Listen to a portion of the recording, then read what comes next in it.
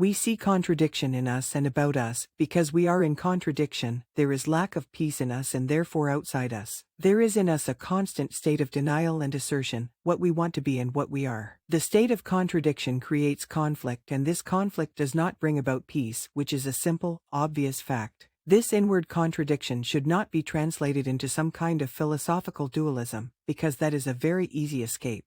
That is by saying that contradiction is a state of dualism we think we have solved it, which is obviously a mere convention, a contributory escape from actuality. Now what do we mean by conflict, by contradiction? Why is there a contradiction in me? This constant struggle to be something apart from what I am. I am this and I want to be that. This contradiction in us is a fact, not a metaphysical dualism. Metaphysics has no significance in understanding what is. We may discuss, say, dualism, what it is, if it exists, and so on, but of what value is it if we don't know that there is contradiction in us, opposing desires, opposing interests, opposing pursuits? I want to be good and I am not able to be. This contradiction, this opposition in us, must be understood because it creates conflict, and in conflict, in struggle, we cannot create individually. Let us be clear on the state we are in. There is contradiction, so there must be struggle, and struggle is destruction, waste. In that state we can produce nothing but antagonism, strife, more bitterness and sorrow. If we can understand this fully and hence be free of contradiction, then there can be inward peace, which will bring understanding of each other. The problem is this: seeing that conflict is destructive, wasteful, why is it that in each of us there is contradiction? To understand that, we must go a little further. Why is there the sense of opposing desires? I do not know if we are aware of it in ourselves, this contradiction, this sense of wanting and not wanting, remembering something and trying to forget it in order to find something new. Just watch it.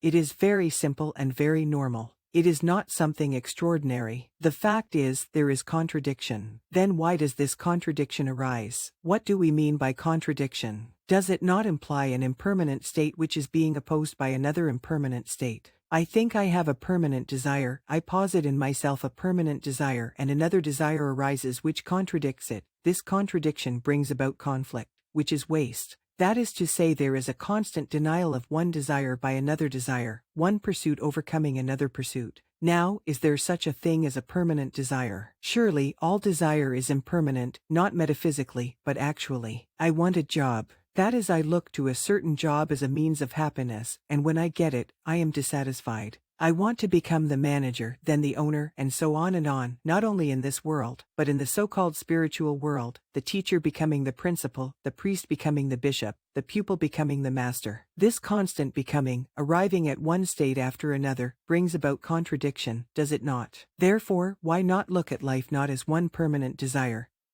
but as a series of fleeting desires always in opposition to each other? Hence the mind need not be in a state of contradiction. If I regard life not as a permanent desire, but as a series of temporary desires which are constantly changing, then there is no contradiction. Contradiction arises only when the mind has a fixed point of desire, that is, when the mind does not regard all desire as moving, transient, but seizes upon one desire, and makes that into a permanency. Only then, when other desires arise, is there contradiction. But all desires are in constant movement, there is no fixation of desire. There is no fixed point in desire, but the mind establishes a fixed point because it treats everything as a means to arrive, to gain, and there must be contradiction, conflict, as long as one is arriving. You want to arrive, you want to succeed, you want to find an ultimate God or truth which will be your permanent satisfaction. Therefore you are not seeking truth, you are not seeking God. You are seeking lasting gratification, and that gratification you clothe with an idea, a respectable sounding word such as God, truth. But actually we are all seeking gratification, and we place that gratification, that satisfaction, at the highest point, calling it God, and the lowest point is drink. So long as the mind is seeking gratification, there is not much difference between God and drink. Socially, drink may be bad, but the inward desire for gratification, for gain, is even more harmful, is it not? If you really want to find truth, you must be extremely honest, not merely at the verbal level but altogether. You must be extraordinarily clear, and you cannot be clear if you are unwilling to face facts. Now what brings about contradiction in each one of us? Surely it is the desire to become something, is it not?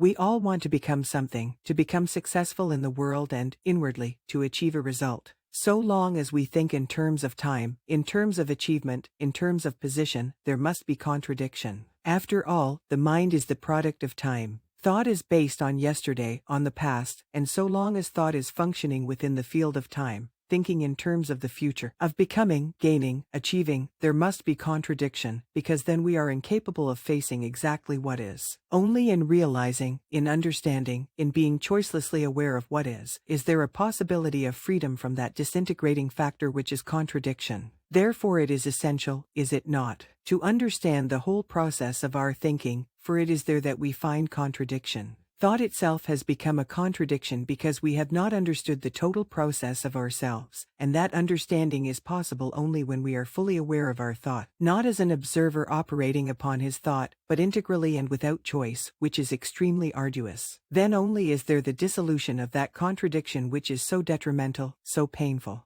So long as we are trying to achieve a psychological result, so long as we want inward security, there must be a contradiction in our life. I do not think that most of us are aware of this contradiction, or, if we are, we do not see its real significance. On the contrary, contradiction gives us an impetus to live. The very element of friction makes us feel that we are alive. The effort, the struggle of contradiction, gives us a sense of vitality. That is why we love wars, that is why we enjoy the battle of frustrations. So long as there is the desire to achieve a result, which is the desire to be psychologically secure, there must be a contradiction, and where there is contradiction, there cannot be a quiet mind. Quietness of mind is essential to understand the whole significance of life. Thought can never be tranquil. Thought, which is the product of time, can never find that which is timeless, can never know that which is beyond time. The very nature of our thinking is a contradiction, because we are always thinking in terms of the past or of the future, therefore we are never fully cognizant, fully aware of the present. To be fully aware of the present is an extraordinarily difficult task because the mind is incapable of facing a fact directly without deception.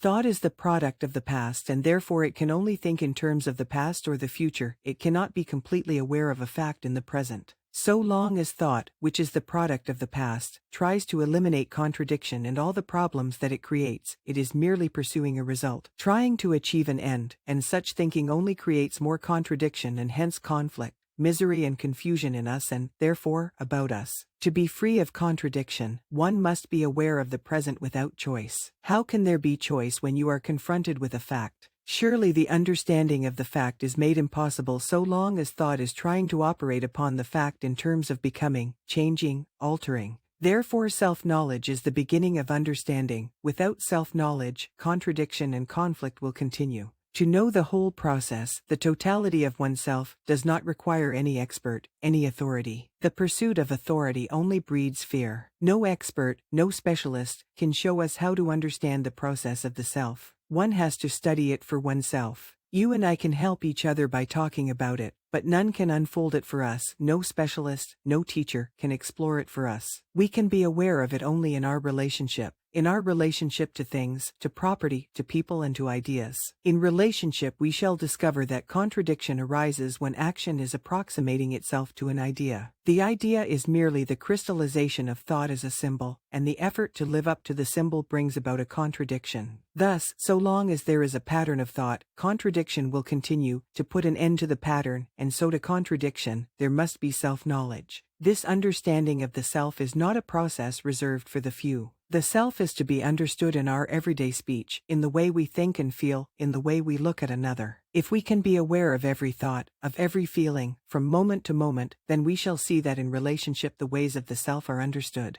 Then only is there a possibility of that tranquility of mind in which alone the ultimate reality can come into being.